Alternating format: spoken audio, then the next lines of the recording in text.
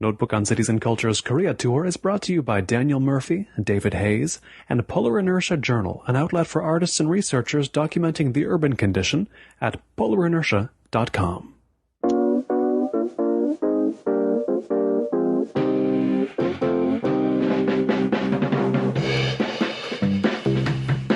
You've said in other contexts that Korean literature it's good at reflecting Korean society, maybe too good. How good is too good? Too good is when the writer's writing for a predominantly domestic audience and the international readers have a growing knowledge of Korea through its popular culture, but some people still are surprised to learn, for example, that Korea was a colony of Imperial Japan for 35 years. So writers who focus primarily on a domestic audience may have a little more difficulty crossing the cultural barrier to folks outside of Korea. And it's here in Korea, in the neighborhood just outside the University of Seoul, today on Notebook on Cities and Culture, where I'm speaking with Bruce Fulton. He is, first of all, I should mention the title because I just managed to confirm it with him. I was afraid of getting it wrong. The Yongbin Min Chair of, is it Korean translation, Korean literature and literary translation? Yes, is that correct? That's it. You yes, got at it. The University of British Columbia, and with his wife Ju-chan Fulton, they make up an acclaimed translation team of Korean literature.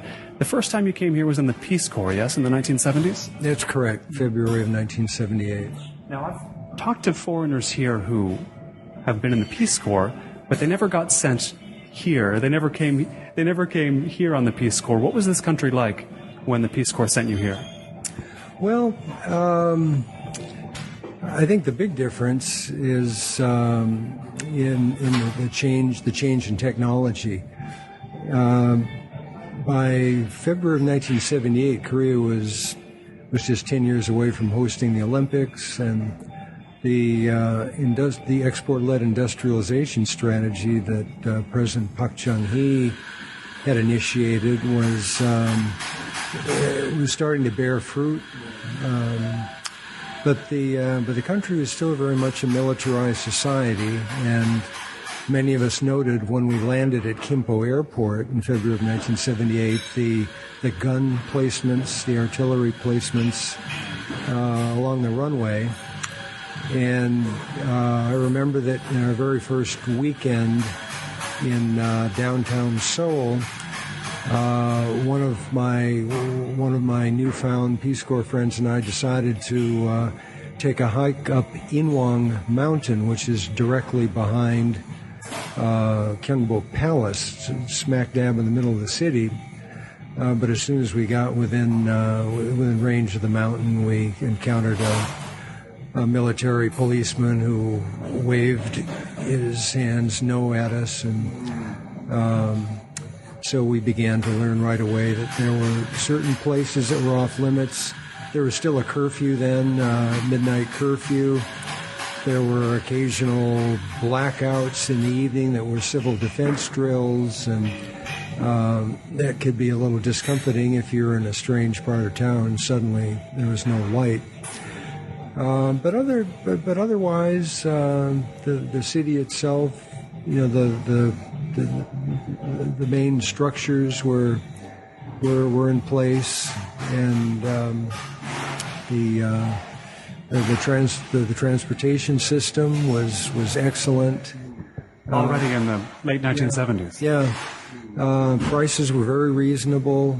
It was a great place to be. So when did you first get to look past the very present military culture into the rest of the culture? What was your window onto what Korean culture was? Well, that happened very quickly because we only spent that first weekend in Seoul, and then we were instructed to find our way out to the express bus terminal on the south side of the river and catch a bus to the city of Cheongju in Chungcheon province. And that's where we had our pre-service training session for 10 weeks. And each of us lived with a host family. And my host family, to my everlasting gratitude, ran a restaurant. So I got to eat at a restaurant twice a day. What were their specialties? Oh, I don't remember. Traditional fare. Kimchi jjigae, probably? Yeah, stews, plenty of side dishes. And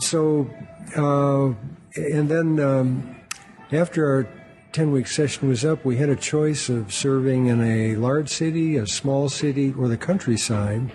And being kind of a country bumpkin myself, I decided the countryside was the place for me. And I ended up in the hilly region of eastern North Jeolla province, Jeolla Bukto. And once again, I lived with a family at a time when many of my comrades were living in rooming houses. Oh, sure, just like guest houses. Sometimes I forget the English words when I'm in Korea. Right.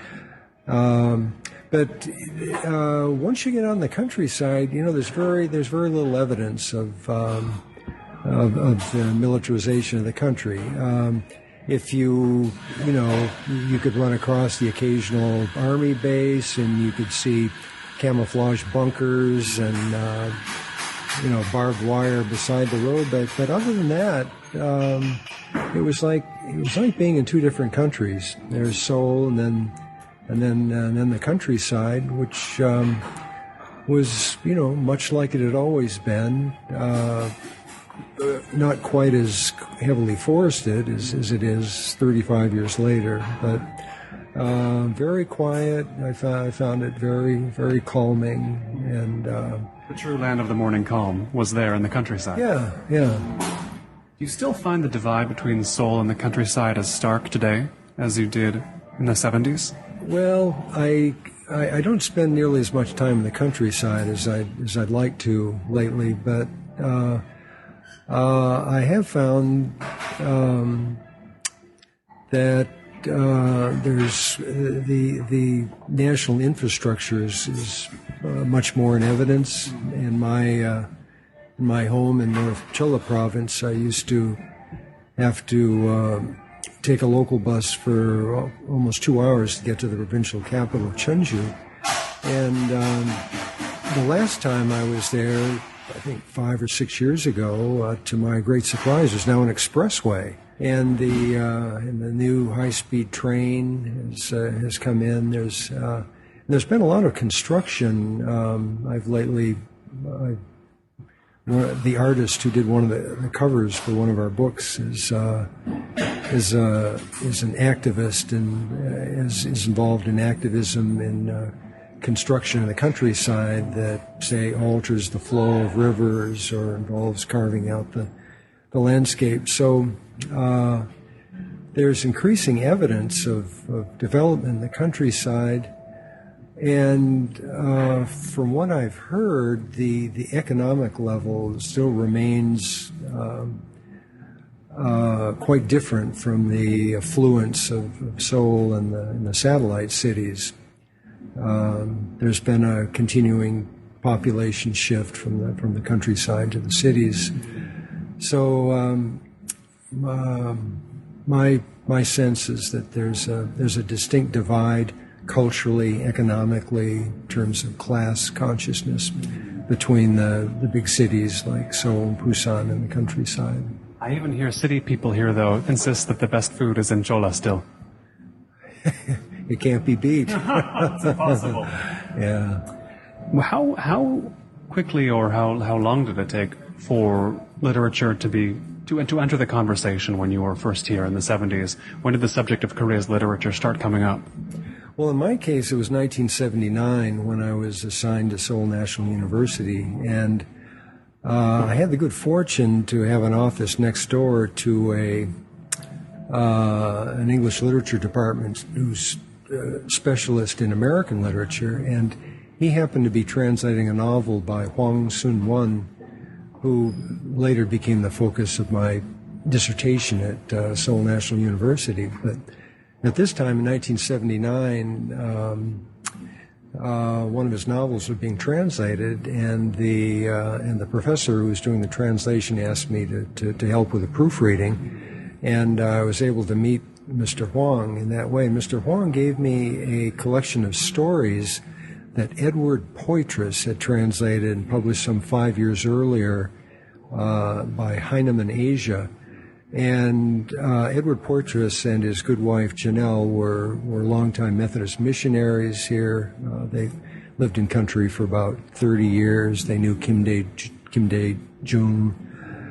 And these were terrific stories, well translated, but I could see that this man, Huang Sin-won, was a master storyteller, and because I'd always enjoyed short fiction, his name stayed with me. And while I was here, I think I read, there was another story collection, one of the very few in English that had been translated by a woman named Hong Myung-hee, who later married an English minister, I think, Roger Tennant, I believe his name was, and she long ago moved with Roger back to England, where she goes by the name Agneta Tennant. But that was a good collection. So I knew that there were other writers besides Huang Sin-won. But it wasn't until later, when I began a master's program in the early 1980s at the University of Washington, that I began to fill in some of the gaps. And it wasn't until I began teaching at UBC, the University of British Columbia, in 1999, when I had to teach a course in classical Korean literature, that I really began to fill in the literary tradition. But the conversation, so to speak, began way back in 1979. And if you like short fiction, Korean literature, it's a good place to be, right? Because from what I've heard, it's not the novels that are the strength; it is the short stories, that have always been the strength of Korean writers. Well, the amazing thing is that when Korea began to be exposed to Western literary trends by way of Japan early in the 1900s, there was no distinction in Korea in terms of fictional genres. Everything was so-so, whether it was a 1 or 2 page anecdote or a multi-volume family saga. So in Korea, the short story, the Tanpin Sosol, is widely regarded as a Western import, and yet it very quickly caught on, whether because it was easier to publish, I'm not sure. But if we think of 1917 as the conventional benchmark for the start of modern Korean literature, it's astonishing that within 20 years there were world-class stories, a variety of stories in a variety of styles being published in the 1930s. And mind you, this is a time when Korea has for 25 years been a colony of Japan, and the language of instruction in the schools was Japanese. But here we have wonderful, expertly crafted stories with distinct voices, written in Korean. So outside of mainstream institutions, then?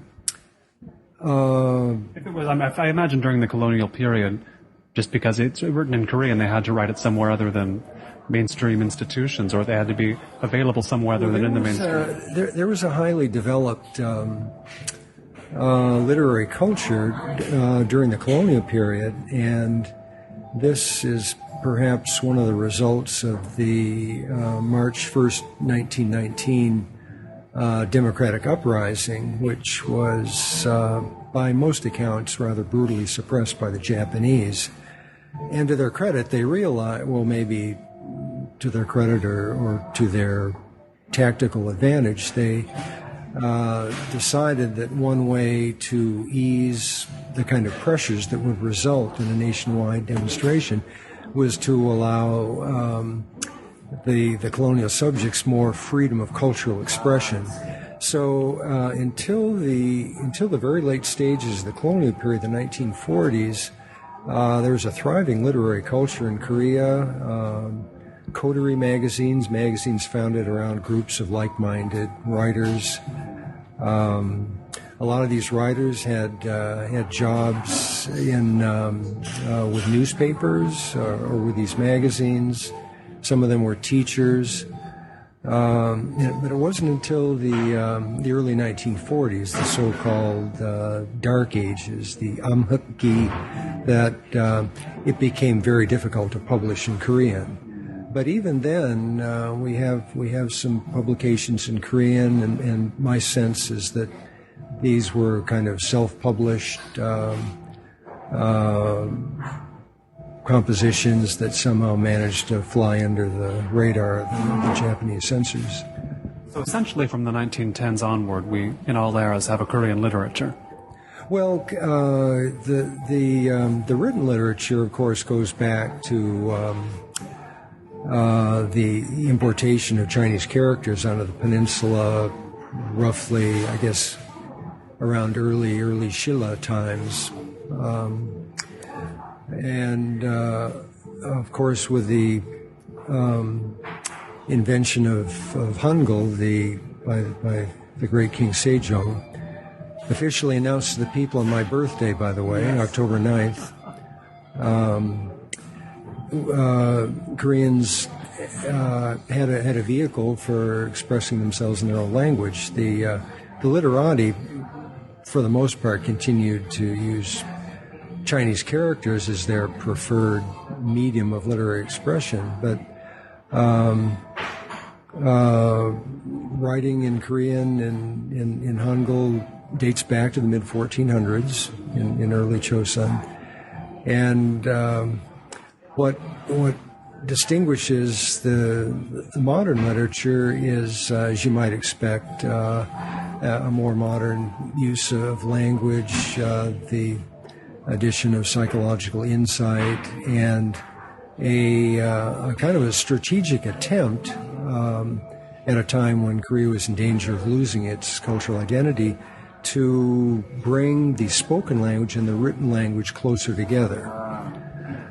So most people who know of Korean literature are presumably much more familiar with the modern tradition.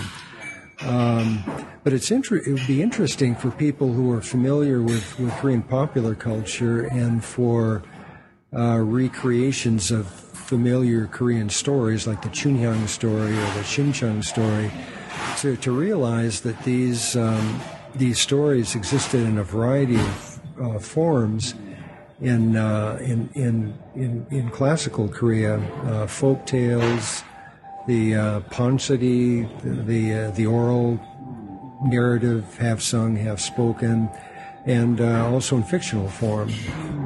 As you say, yes, somebody could be familiar with just modern Korean literature in English, and if they have been reading modern Korean literature over the past decade or two, they might have the impression that Korean literature is all about the colonial period or the war or other tragic periods. Is that reflective of Korean modern literature as a whole, or is it just the impression a reader in English gets? No, it's a reflection of literary fiction as opposed to popular fiction. And this, in turn, in my view, is a result of the elite status accorded to literate people back in the old days. Even though Hangul had been around for centuries by the time of mid to late Chosun, illiteracy rates were still very high. And if we use an example from the modern period, such as Che Man-shik's A Ready-Made Life, which I think was published in 1934, it's said there that at that time the illiteracy rate on the Korean Peninsula was 90%. And I've checked this out with a couple of scholars of the colonial period, and they say that that's probably a fair guess. So what we have is a literary tradition that's dominated by the intellectuals and mostly by men. And there's always been a kind of a perceived use of literature as testimony, as a kind of a socializing mechanism, as a way of showing that one is relevant, one who is educated has to set a good example for those who are literate. And so one way of doing this is reminding the people that of all the trials and tribulations of the people. Interestingly, though, in colonial period fiction, we see very little direct mention of the Japanese. What we see instead are the effects, and often those effects are emphasized as poverty. I think this is a little bit simplistic, but certainly there was a big difference between the haves and the have-nots, which has often translated into revenge against those who were thought to be friendly to Japan, the Chinil-pa.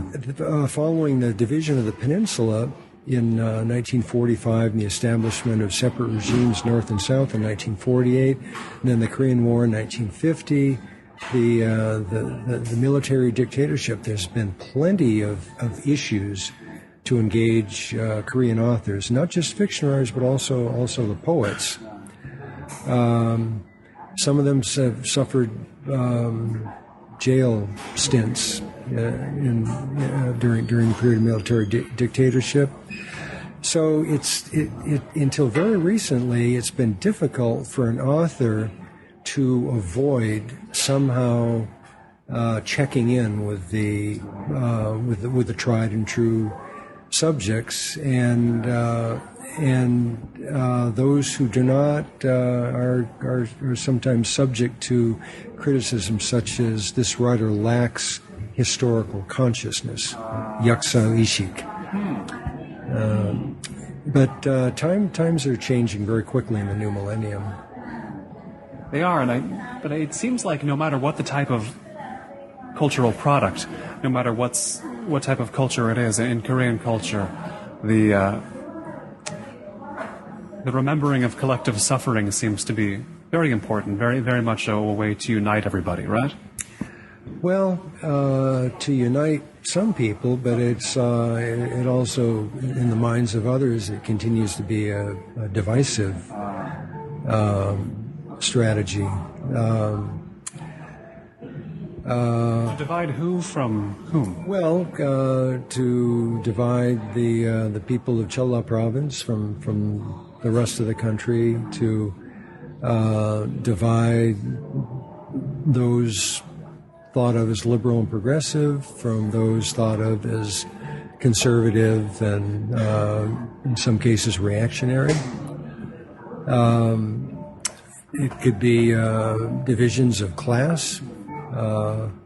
Seoul has always been the focus, going way back to Chosun times, and the countryside is, like I said, the rest of Korea.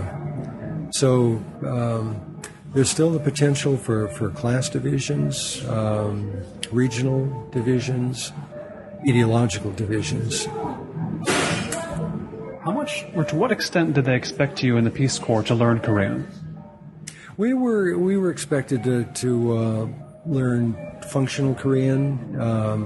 We needed to be able to get around the countryside. We needed to be able to secure lodging for the evening. We needed to be able to order meals in restaurants. Beyond that, well, I do remember our Peace Corps instructor saying that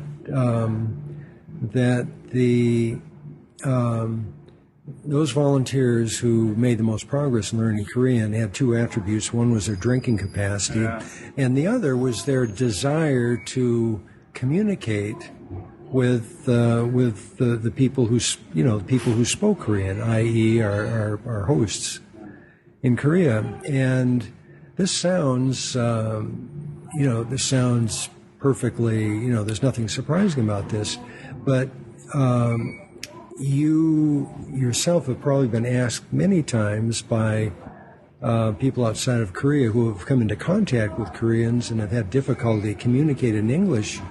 Why is it that the people of a country who study English starting in elementary school have difficulty carrying on a conversation in English? And I would suggest is precisely the lack of communicating with the host country people. Instead, if you ask why Koreans study English, the answer is chulse, getting ahead in the world. It gives you a leg up on all the competition. Certainly getting ahead in Korea. You're doing better on English tests and such. Yeah. Now, when did you decide that you wanted to take the step to be able to read literature and be able to go much more beyond functionality in Korean?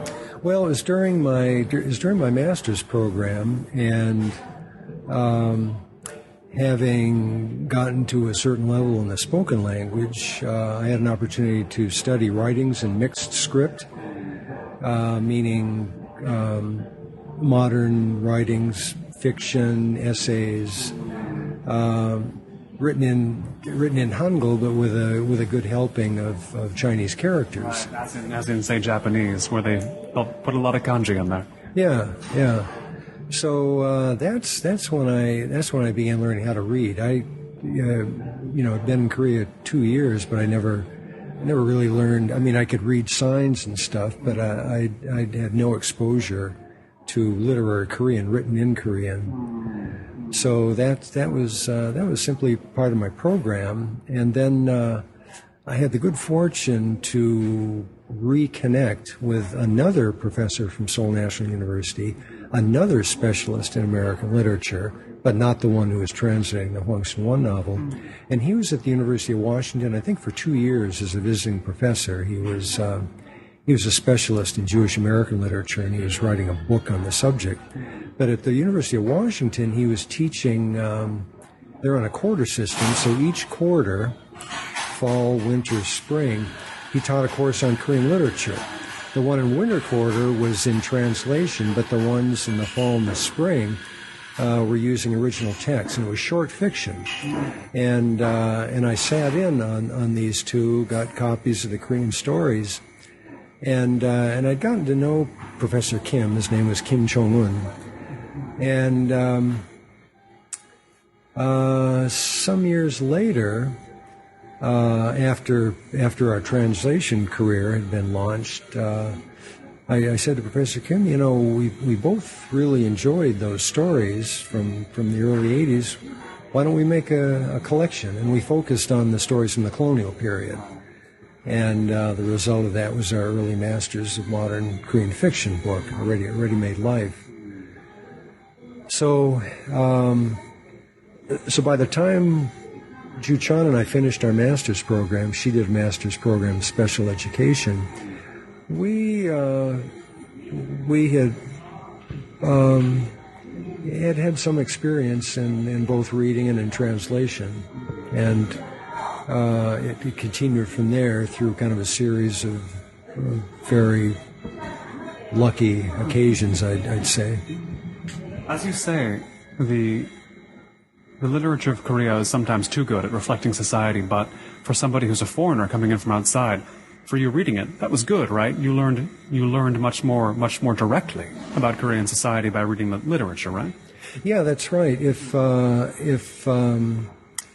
you enjoy literature as a tool for understanding a people, a culture, and a society, modern Korean fiction especially, well, and poetry too, is it's a wonderful tool. And I remember about 20 years ago, one of our colleagues, a historian of Korea named Michael Robinson at Indiana University, said, and this was in regard to our Land of Exile anthology, the first edition of which came out in 1993, he said that these translations open a window onto Korean society, culture, modern history in a way that no history book could hope to do. So it's a very good gateway into into Korean history, society, and culture. But if your primary interest is literary merit, then becomes more a matter of picking and choosing. What were some of the most important insights you remember getting early on from Korean literature? What did Korean literature really help you understand about a country where you've spent much time? Well, I had by then I'd spent 2 years in Korea in the Peace Corps. I was at Yonsei University in their Korean Language Institute. In the summer of 1983, I made, I think, almost annual visits every year thereafter. So what I was looking for was not so much additional insights into Korean culture and spirituality, although these I've continued to enrich my knowledge of Korea that way. I was more interested on distinct voices, stories well written, stories that had something to say, stories that challenged the status quo, that challenged the expectations of what fiction is supposed to be in this society. Maybe stories that challenge the very powerful mundan, the literary establishment, very powerful, very conservative, controls the gateways into acknowledgement of oneself as a writer. I was more interested in writers who had a strong visual sense, and I got plenty of practice in picking and choosing in the course of the various anthologies we've worked with, because it was important that these authors have different and distinct and unusual voices. And we also early on were looking especially at female voices, which had long been underrepresented in Korea, and you could argue that in the case of poetry, women's voices are still underrepresented. And for a variety of reasons, these stories, we learned a lot about gender relations through these stories. So that would be an exception to what I said about not focusing so much on what we learn about Korean history and culture, because we did learn quite a bit about gender relations past and present. It seemed complicated in Korea in a way that is maybe more complicated than other cultures. Well, neo-Confucian tradition still is in evidence in Korea. Back in the Chosun times, the Koreans had a reputation for wanting to out-Chinese the Chinese in terms of literary erudition and scholarship. And linguists, historical linguists who have studied the use of Chinese characters in Korea, Japan, and elsewhere usually agree that Korea takes a more conservative approach to Chinese characters, not nearly as much, creation of new Chinese characters. So the classical Chinese tradition, including thought, philosophy, still very strong today. And I think Korean society being traditionally structured, going back to Jeolla times, was comfortable with the emphasis in neo-Confucian ideology on proper relations between different types of people. And of course that extended to proper relations between males and females. The conservative literary establishment in Korea, how much power does it still have today? Well, it's tremendous, because they control the gates to recognition as a writer. There's a term in Korean, tungdan, which literally means to take the stage. But what writers have to do to get to that stage is one of two things. They have to pass a Shinin-sang, or a New Faces award, that's sponsored usually by one of the several literary journals. You have to get that award. You do, or you undergo a similar competition called the Shinchun Munye, literally New Year literary award, and these are sponsored by most of the Seoul daily newspapers. And if you receive a prize, and generally the prizes are either in the fiction, poetry, or criticism categories, then you're in. You've officially taken the stage. And what this means is that you don't go looking for writers for places to publish so much as the literary journals, the publishers come to you and will say, well, for our next, we have a theme issue coming up. Can you contribute half a dozen poems, or can you contribute a short story or a personal essay of such and such a length? The rate is so much one per manuscript page. The deadline is such and such. If you get really popular, then you'll be asked to maybe serialize a novel, Jongun so in a literary journal or a newspaper, one of the daily newspapers. So, but the competition, and I didn't realize this until a few years ago. Some of these awards, you will get several hundreds, maybe even 1,000 applicants. Oh, wow. And the term for submitting a manuscript is tugo, and tu is the tu of tusu, which is the baseball pitcher. So you're kind of throwing your metaphorical literary hat into the ring. And one author that I hosted on one of my annual Korean author reading tours of North America said that she took her 10 or 11 years and 9 attempts, and she finally won on the 9th or the 10th try. Pitched 9 manuscripts at this target. One of them hit. Yeah. So it's so imagine all the would-be writers who don't get admitted through the gates. And so most of the shimsa, the screening panel, they tend to be male scholars. If you're a scholar of Korean literature, you're de facto a literary critic, a 문학 평론가. And the demographics of this group, professors of Korean literature at universities, overwhelmingly male. Not until about 10 years ago was there a tenured female professor of Korean literature in the 5 big universities in Seoul. Lately, the screening panel increasingly consists of established writers, the senior writers. And increasingly, we're finding female professors and female writers who are on the screening panels. But until very recently, the gateways were controlled by men. It's surprising to me, whether they're male or female writers, that any exciting writer gets past such a rigid system that's been in place so long. But I think of a writer like someone we both know, YongHa, who's popular in Korean as well as in English. What does it mean that a writer like him can gain such popularity now? Well, writers like YongHa are an anomaly in the sense that I guess you could say they're the exception that proves the rule. So YongHa, you'll find this out for yourself, but he's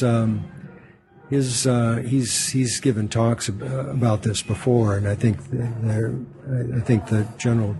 the usual title is "Sex in a Trunk," and it's his first published story was about a couple who managed to lock themselves in the trunk of their car, and they figured they wouldn't be out for a while, so they decided they might as well have sex.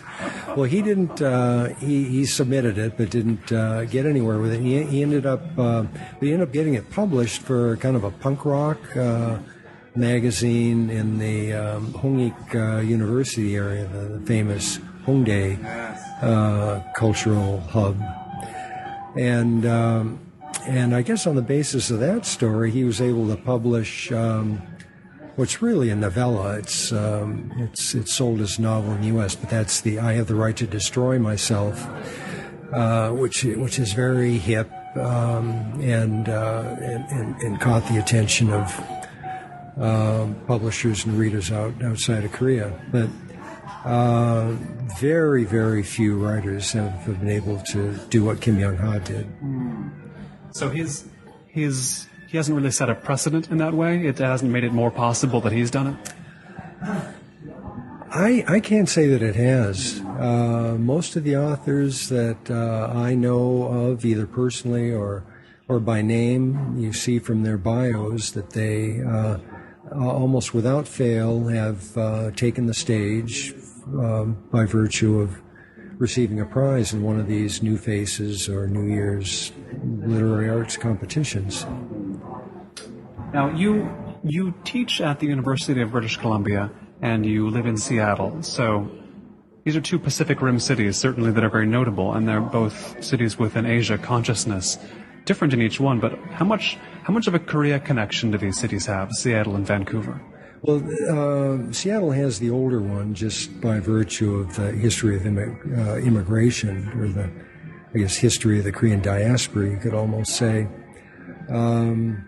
But the Korean community in the greater Vancouver area, or the lower mainland, as the Canadians would say, is rapidly increasing. These days it seems to be a little bit easier to get into Canada. So Vancouver has been a kind of a prime target of parents wanting to send their kids to school in an English-speaking country. So in increasing every year, more and more of the students in my classes are the kind of the products of that impulse. They're students born in Korea who are either sent to Canada at an increasingly early age, or who have, on the contrary, have come after high school or even after getting an undergraduate degree in Korea, but are wanting to start over in the English-speaking world. Do you think as a result any kind of permanent Korean culture has taken root in Vancouver, or is it more of a transient one, where there's always a lot of Koreans there, but they're passing through? I think it's going to be permanent, and the reason is the popularity of Korean popular culture. Korean food is finally. We wondered for years and years why the government didn't take a more active approach to pushing Korean cuisine, but it has been doing so in the last 3 or 4 years. In fact, you might be interested to know that the younger sister of Ji-young Kim, the translator of Please Look After Mom, is pursuing a doctoral program at Indiana University,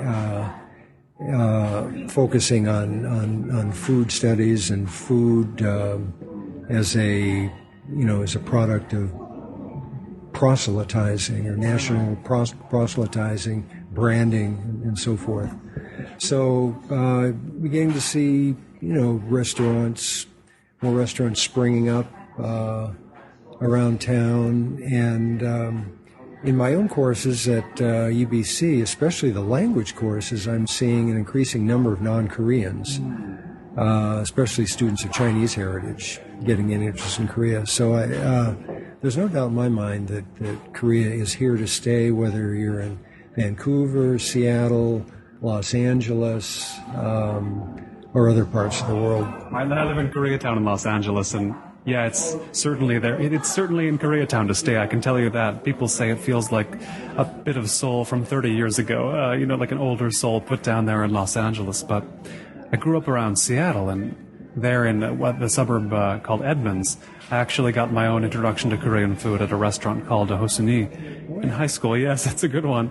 But it reminds me that, having had the first-hand experience, I liked Korean food right away. But Korean friends ask all the time, what Korean food do Westerners like? And it makes me realize maybe there's a marketability issue there. It's a lot of Korean food it's like bibimbap. There's everything in every bite. And that's hard to it's hard to be specific when you're talking about it. That's like Korean literature, as you say. It's not big on genre divisions. It could be anything. And they're both, the sort of richness and the difficulty to sell it come from the same place, don't they? And whether it's Korean food or Korean literature. Do you think that's true? Yeah, it's they're both very rich traditions, and my experience with Korean food was exactly the same as yours. We meaning our Peace Corps group had a brief 2 or 3 day staging, as they called it, in the San Francisco area before we left for Seoul, and one evening we had dinner at a Korean restaurant in Oakland, and I remember, there were 44 of us, so you can imagine all the tables, and this was traditional, we're sitting on the floor, but you can imagine my delight when I walked into this restaurant and saw all the color, because all the panchan, the side dish, has been laid out on the table, and I immediately picked up on the greens of the spinach, and I remember thinking to myself, if I'm going to be eating this way for the next 2 years, I'm going to be very, very happy. And it was true. So, there were some dishes I liked more than others, but the fact was I liked and ate just about anything at any time of the day, morning, noon, and night. So I just think the overall experience, the freshness, the variety, the grain base. I'm a big bread fan, but not too big on noodles. But the rice and soup combination is just makes perfect sense. Nobody's going to get dehydrated or. It's a well thought out cuisine. Yeah. So most of the guys in my Peace Corps group lost a lot of weight when they were in Korea, and I just stayed steady the whole time through. Is it something we can extend to other elements of Korean culture as well? Is that Koreans have got so good at putting everything in one that it can be confusing to outsiders? I think it's a perfect analogy, because when we think of Korean tradition, we think not just of the very elite tradition of recorded literature, but the very egalitarian tradition of oral literature, which has spawned, for the most part, the performance culture by which so many people identify Korea today. It's all part of a tradition. The earliest reference to the people east of the sea in China, meaning east of the what we would call the West Sea between the Korean Peninsula and China, or what everyone else refers to as the Yellow Sea. The very first reference to the people across the sea, i.e. the inhabitants of the Korean Peninsula, was that they liked to sing and dance. So there's this performance tradition that goes way back to thousands and thousands of years, and there's an element of native religiosity, which is often termed shamanism. I think it's not quite the right term. We should think of it in terms of native religiosity, but still very strong today. Kim YongHa wrote a very interesting and kind of funny editorial for the New York Times last year, in which he recounted anecdotes about the presidents of the big conglomerates in Korea going to fortune tellers before consummating a big sale. In other cultures, you might draw a distinction between high culture and low culture. I think that's not quite appropriate in terms of Korea, but it does get across the various elements that have come together in what we know today as Korean popular culture. But it's the tip of a very large iceberg, whether we're thinking of the dancing performances by Psy and Girls' Generation, or the increasing visibility of Korean film abroad, the increasing visibility of Korean TV dramas. It's all part of a very rich tradition that goes way back. It's not just something that just it's not something that was copied from the West. It's not something that's trendy. Again, it's been around for a long time, and it's now, you might argue, is driving elements of performance culture around the world. And Seoul, here where we're sitting, is the city where everything comes together. How different is it really from the Seoul you remember from the 70s? Well, one big difference is that there are a lot more expatriates here. I think the last time I heard an estimate of the number of expatriates in the country was well over 1 million. When I first came to Korea, I think the population of the country was less than 40 million. I'm sure it's increased 10 or 20 million by then, but there's much more of a presence of people from overseas. There's always something that's new when I come here, but that tends to be a new building or improvements to the subway system, new elevators, handicapped access. Something infrastructural. Infrastructure. I think there's a greater variety of consumer goods. You can now buy a decent bottle of wine for less than 10,000 won. There's a greater ease of interaction between Koreans and those of us from outside the country. I remember coming out of my office till a couple of days ago, and a middle-aged woman, smiled at me, and this is 30 years ago. This would be kind of unusual. But there are also a lot of things that are the same. Yeah, that's what I wanted to also know is what things do you encounter or experiences you have that make you think this is the very same place that you came to in the 70s? Well, I find that the people of Seoul, anyway, are very status conscious, and I don't mean this in a negative way, but I mean they are still conscious of their family histories and their class status, and in Chosun times, this is reflected outwardly in terms of the clothing one wore, the part of Seoul that one lived in, and that translates today into clothing styles, fashion, makeup, beautification, plastic surgery. Material goods. To take one example, I'm told that businessmen who work for companies and commute to work, their choice of a car reflects their kind of relative position within the company. If they're a new hire, you won't find them driving an Equus or whatever the latest luxury car is. It extends to things like wristwatches, and so there's still, I think, there's still an emphasis on the one hand, distinguishing oneself in terms of status, but on the other hand, blending in terms of what's trendy or fashionable. Blending into whatever your status level is. Yeah. So do you think Korea continues to produce a literature that can help people understand the Korea of this moment? Does it keep pace with the changes in Korea today? I don't think so. I think these days, if you want to know what's going on in Korea, past and present, you're going to be looking to the historical dramas or the dramas set in the here and now. You're going to be looking at Korean film.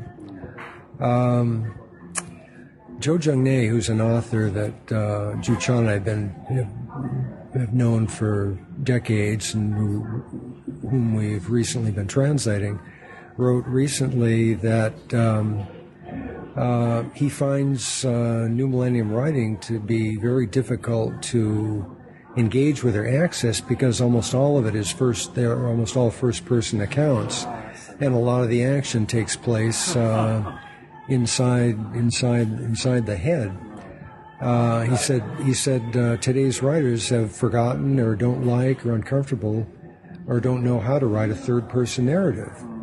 And third-person narratives to succeed have to have detail, they have to have physical description, they have to have an authorial consciousness that's, that's comfortable with describing all manner of items, objects, landscapes, personalities. The world itself.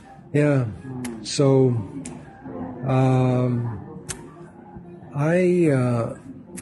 I'm not so sure. I mean, there's always going to be a future for literature in this country because of the traditional respect for education and writing. But whether it's going to continue to be relevant, and how it's going to be relevant, I'm really not sure.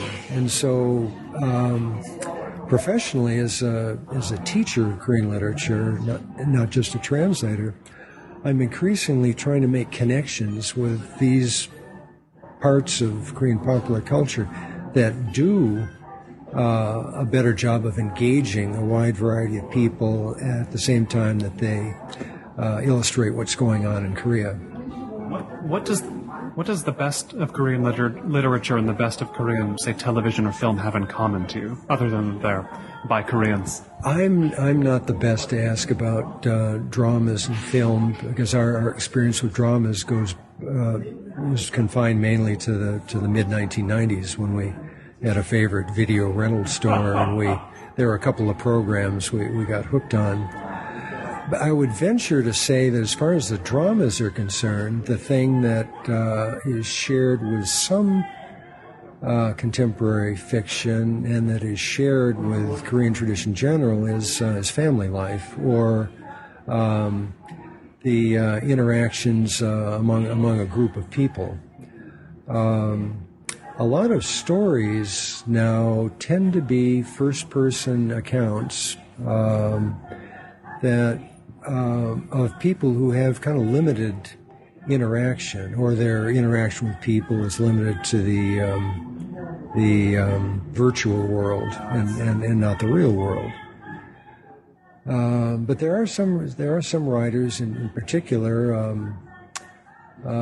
woman named Yoon Sung-hee, who is kind of pioneered, or at least I credit her with pioneering a style of fiction writing that involves very long one-section paragraphs. So a section demarcated by another from the rest of the story by a line space, but a paragraph extending maybe a couple of pages, which feature multiple voices, usually from family members, that are not punctuated. So it's a real challenge for the translator, but I had the opportunity to be at a lecture she gave, and this issue came up, and she said she was trying to recreate what it's like to be sitting with a group of people, in this case a family, and the kind of the fast, back and forth that goes on. Important Korean experience. Sure, yeah. So, but.